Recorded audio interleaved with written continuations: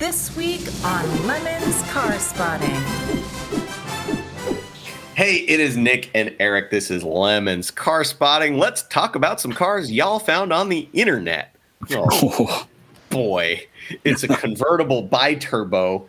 The bi-turbo being the 80s Maserati that famously had a turbocharged V6 with Weber carburetors. They were just maximizing the different ways the thing was going to catch on fire. Famously unreliable. We've seen a couple in Lemons, one of them with the original Type engine. The other one had a Buick 215 V8 in it.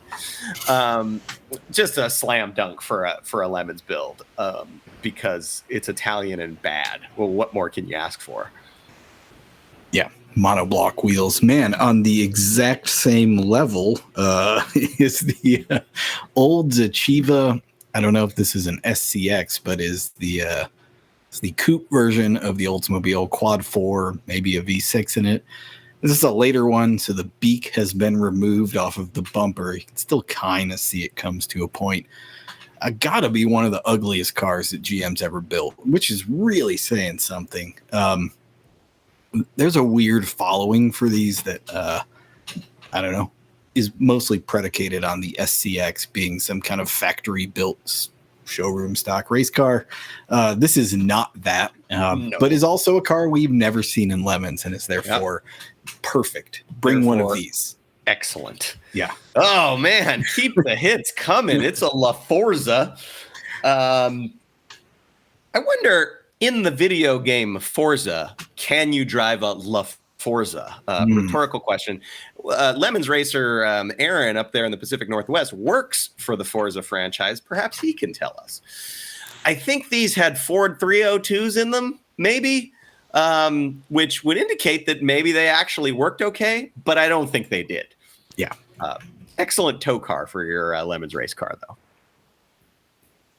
So weird. Just so weird. And speaking of Ford 302s, well, this one probably didn't have that, but this is a Ford Mustang 2. Well, this one does have the V8 badge, so maybe it had a 302. I don't know if they put the 260 in this, but the depths of the malaise era comes to the pony car. This is like kind of peak malaise era, wherein they took what was supposed to be the sports car and made like the personal luxury coupe version of it with the Landau top and the triple brown interior. It's sitting on some, I don't know, Trans Am wheels, looks like, or something. Sure. I don't know. This is a very odd combination of things that is kind of tailor-made for Lemons. So bring this on a rally or cage it and race it. This thing's, as the commenter put, this car truly hit by the ugly stick. The thing about the malaise era is they didn't need to make the cars really ugly, but they did. But they did anyway, yeah.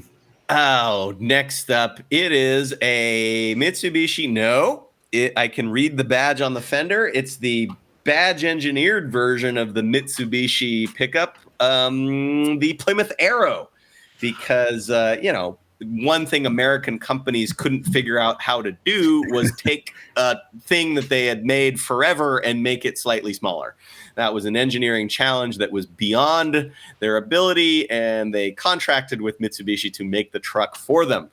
And because it was Mitsubishi, you don't see too many on the road anymore. So I give a lot of credit to this one for being on the road and having a sweet bug deflector and camper shell. Yep.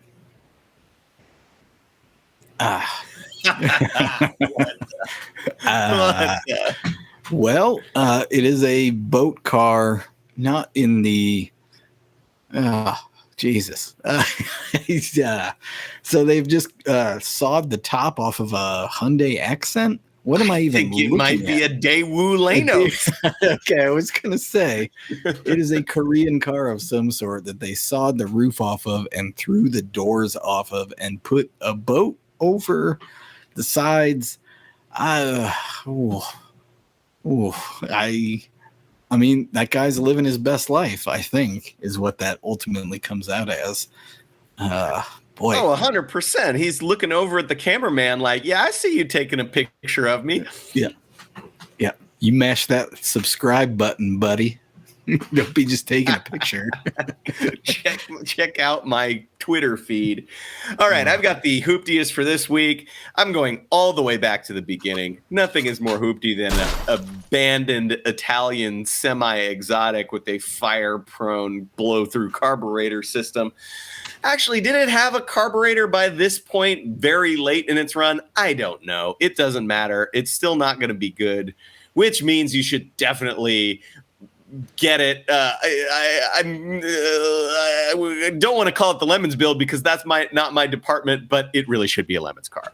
Yeah, there's a lot happening here. Obviously, Daewoo Lanos car we want to see in Lemons. Plymouth Arrow car we want to see in Lemons. Olds Achieva car we want to see in Lemons.